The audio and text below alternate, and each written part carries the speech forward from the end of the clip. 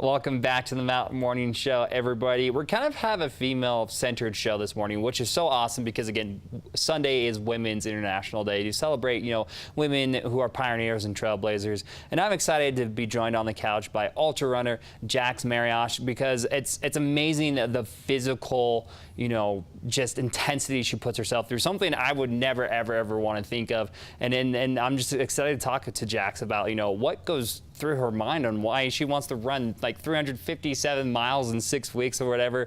So here on the couch with me is ultra runner Jax Mariash. Hey, thank you so much. I mean, yeah, so I just want to say I was reading a little bit about, some of the runs you've had, and it is absolutely insane. And there's this kind of stigma of, biologically men are more athletically superior than women. I mean, that you can kind of see it with, like, if you look at someone like LeBron James versus, WNBA player, LeBron James is a beast.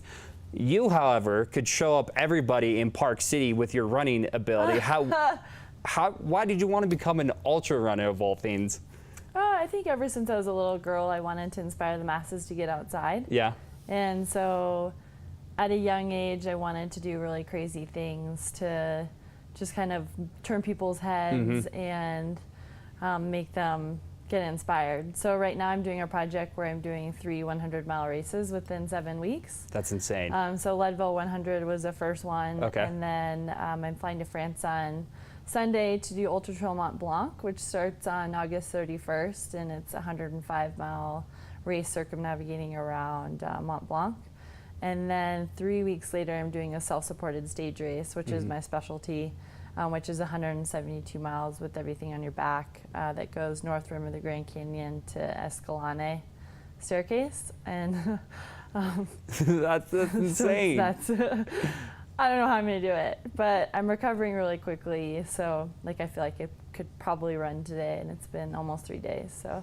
I mean, and it's just so cool. I mean, this isn't just like, oh, I want to prove to myself I can do it. You're actually inspiring younger generations to kind of follow in your footsteps. And there's actually a local 13-year-old that you kind of took under your wing and showed her, yeah, let's be an ultra, runner. Can you kind of talk about, you meeting this 13-year-old?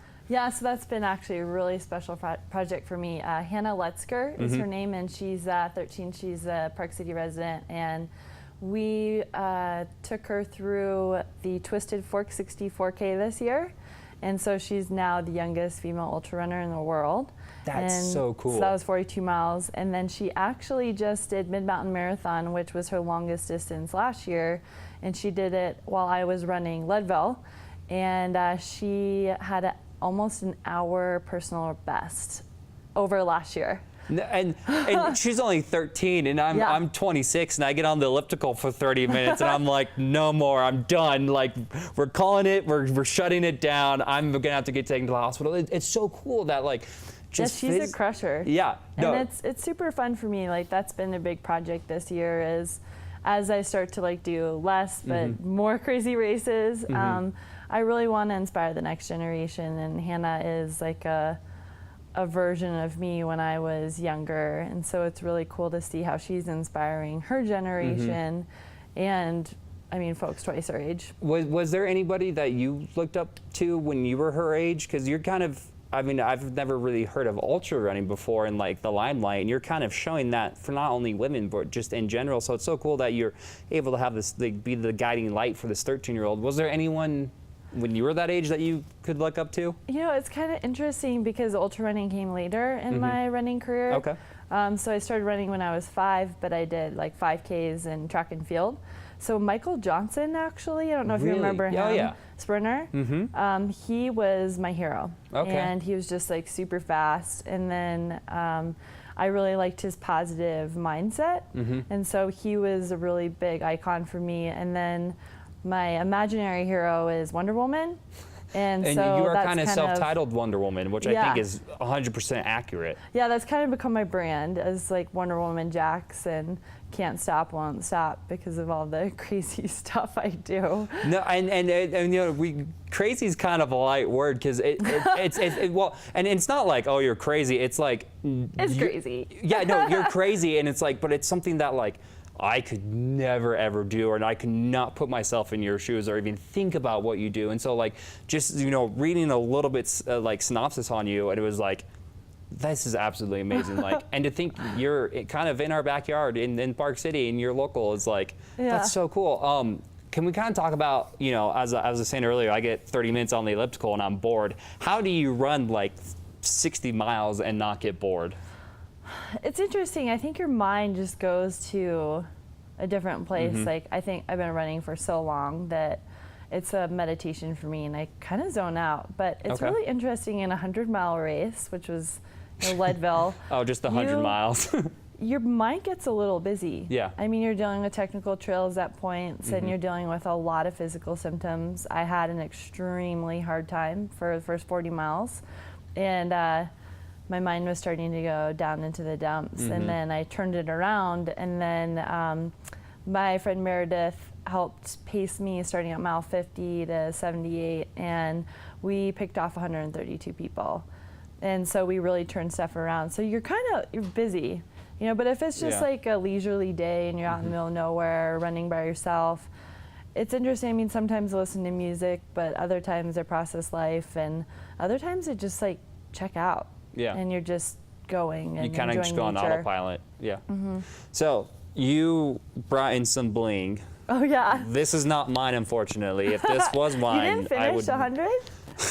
I couldn't even finish 2. I would be like down throwing up, like, guys, I need a medical assistance. Can you talk about, you know, some of these medals and what they represent? So I actually, to acclimate, I did the Leadville 10K actually a week before and was second female.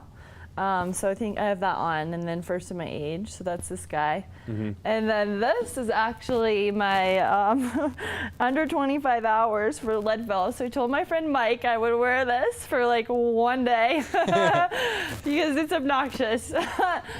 So anyone that goes under 25 hours gets this. So I think there's only 7 women that did. And how many miles is that? And that's 100? 100. 100. It was 103. And then you have on, that's the finisher medal you get, that if you finish the Leadville 100. And the average altitude is 10,500 feet, I believe. And the finishing rate is 52%. So out of 700 and something runners, only 300 and something finished. I just want to say that, like, I drive 100 miles and I'm already tired of that, and you're running 100 miles. Yeah, and you're it blows my mind. Like, it blows my dad's mind too. He always talks about this. One day, I think he was driving to San Diego or something, and he saw a sign that said like 60 miles left to go or something, and he was like, "Oh my God, my daughter runs that this, plus like almost all the way back." Yeah, like this is your warm up. Like, it's just like, it's funny because people are like, "I don't know how you do live TV," and I'm like, I just go up there and act like a fool, and you're doing this consistently. I mean, you also did this. You also ran to bring up cancer awareness and, like, just, you know, getting people's bodies. So you're also doing it for a great cause. I mean, girl, how do you do it? I think you just right foot, left foot. I mean, I think it's everyone finds their purpose in life, and beyond being an entrepreneur, I think for me, I found that my body can just go. Yeah. And when you find something that I can do, and if you can actually push your body to limits that are superhuman or a little bit off the rocker, and it inspires people to like go and pursue fitness and for it to be like a healthier planet, then I feel like it's your purpose to go out there and do it as long as you can. And when you can't do it anymore, maybe you can flip it around to speaking engagements or what have you, so that you continue to just put your stake in the ground and this planet in the short time that we're here.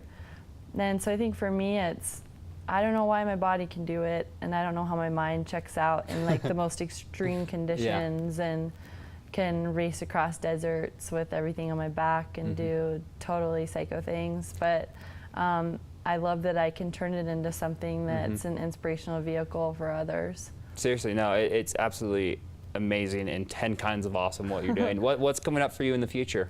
So UTMB is, let's see, 9 days away. Okay. So we're in like a mass recovery program right now, and like yesterday I was actually at Chad Lundstrom's office doing laser treatment on any like sore areas and even on my brain, which helps like with cellular development and No way. visualization. So that was pretty wild. And so massage, foot doctors, anything to like turn and flip around, and I'll start running today. And then Granite Grand is so fast after that is a lot of like pack running that you have to get used to, 20 pounds on your back. And you're doing probably, I think that race is like 20 miles or so, 30, maybe 30 miles, 20 miles, 53 miles, rest day, marathon finish or something like that. And it's all like your food, everything's on your back. That's, my gosh. I mean, I just sitting here, I think one thing that I can definitely tell that separates you from everybody else is your mentality towards this. Because I mean, like, there's, you know, people are good at stuff, and sometimes they wake up and they're like, all right, back to the grinder, and you're like, oh, let's do this. Like, yeah, I got this going on, but you know what, we're gonna do it. But you do, it is scary. Yeah. At the same time. Like, I actually just went through a little bit of a sport low earlier season, and had some physical issues that I was really scared about. But even just like leading up to like this feat is really, really going to be hard. And so you do, I mean, like I woke up in the middle of the night last night and I was just like, my body's throbbing still a little bit. And I'm like, how am I going to pull this off? Yeah. And so like, I think privately we have our moments of fear. And I'm trying as a professional athlete, I think that something that does happen is that we go even on social media from like pretty picture to pretty picture, and we don't disclose that fear or the grit or the blood or the vomit or all the other really scary stuff that's happening. The downside of what goes on, Yeah, so I'm trying to make a commitment actually to show a little bit of that. And show that I'm intimidated and I'm scared, and this is a really, really scary goal, and I don't know if I can pull it off, but it is all in your head. And I think this race in particular, of how I flipped my mind at mile 40, it made me realize how important your mind is. And it is the key to success. And if you toe the line and you have any bit of fear, you're not going to have a perfect day. Yeah. And so you got to be tough. You got to mind over matter sometimes. And Jax, I just want to say thank you so much for coming on. And I want to say that, like, I think showing the dark side of it really speaks volumes, because it shows like, oh, it's not perfect. She's not just like good at it. There is still struggles that she has to go through. And like, again, just reading a little bit about you and you running 100 miles and everything made me go, yeah, I can wake up early in the morning and, you know, sit on a couch and talk to people. So, Jax, thank you so much for being on the show. Thanks for having me. I mean, it's always a pleasure. I feel like we could talk for hours and hours and, you know, still not do 100 miles of talking. You're absolutely insane. Thank you so much. Talking ultra. Yeah, thank you so much, Jax, for coming on. You're welcome. Guys, if you want to find out more about Jax, definitely hit up wonderwomanjax.com for her website. And stay tuned for more Mountain Morning Show. It's absolutely insane what Jax is doing. We'll be back after the break.